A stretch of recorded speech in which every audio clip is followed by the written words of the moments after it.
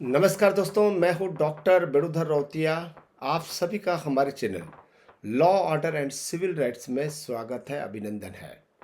क्या 19 साल का लंबा इंतजार सिर्फ इसलिए था कि परीक्षा के दिन छात्रों को प्रश्न पत्र कब पढ़ जाए या पेपर लीक जैसी खबरें सुनने को मिले? क्या राज्य लोक सेवा आयोग जैसी संवैधानिक संस्थाओं की जिम्मेदारी केवल परीक्षा की तारीख घोषित करना है या एक पारदर्शी और सुव्यवस्थित परीक्षा आयोजित करना? आज law order and civil rights पर हम बात करेंगे कि कैसे जेट 2026 की परीक्षा में छात्रों के मौलिक अधिकारों का हनन हुआ है और क्यों अब समय अभी आ गया है कि इस मामले को माननीय हाई कोर्ट में रीट याचिका के माध्यम से चुनौती दी जाए। ठीक बोल रहा हूं ना साथियों? झारखंड पात्रता परीक्षा यानी कि जेट लगभग 16 से 19 वर्षों के लंबे अंतराल के बाद आयोजित की गई थी। हजारों छात्र जो वर्षों से असिस्टेंट प्रोफेसर बनने का सपना देख रहे थे इस परीक्षा में शामिल हुए, लेकिन परीक्षा केंद्रों से जो खबरें आई वे न केवल निराशाजनक है बल्कि हमारे सिस्टम की पोल खोलती है। ठीक बोल रहा हूं ना आपको? ठीक है। परीक्षा के दौरान भारी मिसमैनेजमेंट देखा गया। कई केंद्रों पर सवाल सीरीज के प्रश्न पत्र बांट दिए गए और बाद में उन्हें वापस लेकर सुधारने में छात्रों का कीमती समय बर्बाद किया गया।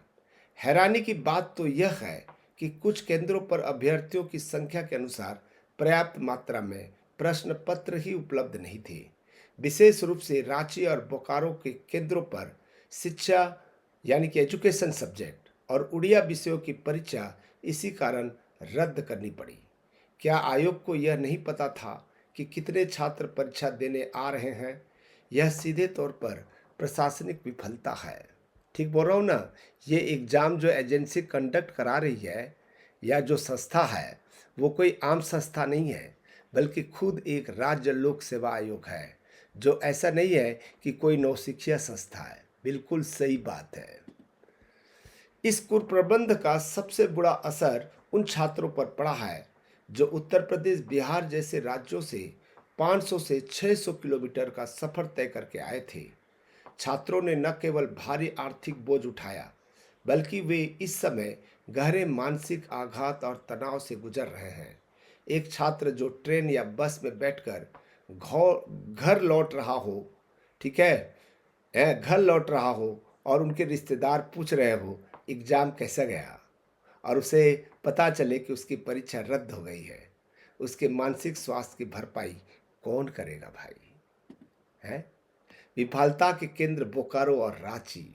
याद रखिएगा, Sardar Patel public school sector 9, ठीक है, BS सिटी बोकारो है, ASTBS district CM school of excellence शहीद चौक रांची।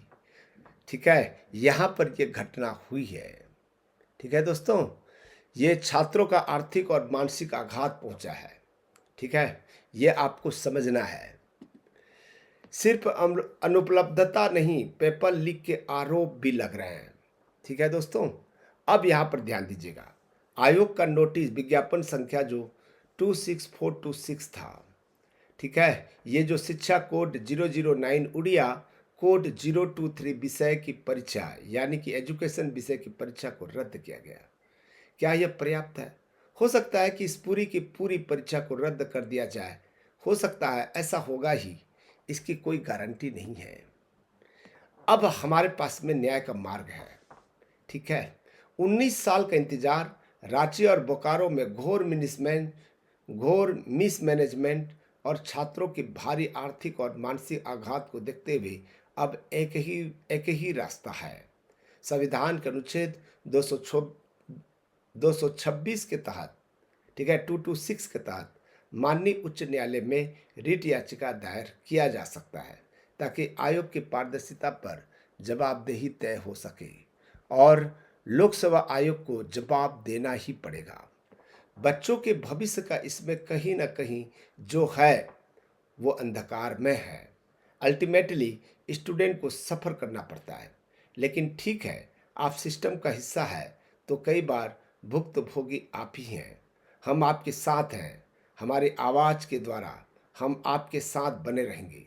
वो भी बन पड़ेगा तो हम अपनी तरफ से करते रहेंगे। ठीक है दोस्तों, बहुत बहुत धन्यवाद। Thank you, thank you, thank you.